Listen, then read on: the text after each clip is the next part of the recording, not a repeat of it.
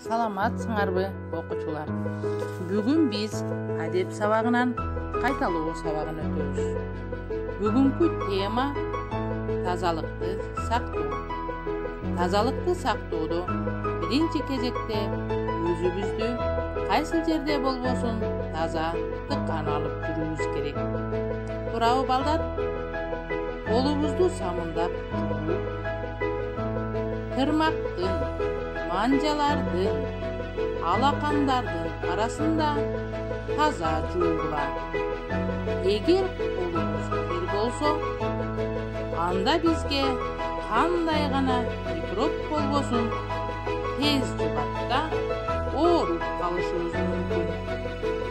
Ошондуктан колубузду таза самындап жууп жүрүү. Антисептикалык каражаттарды туура пайдаланалы.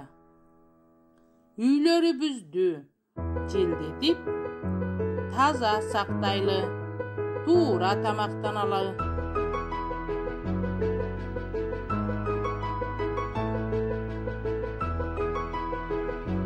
Туура убакытта уктообуз керек.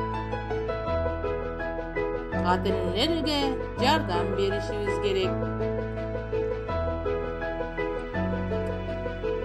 Үйгө тапшырма тазалыкты сактоо боюнча дил баян жазып келүү.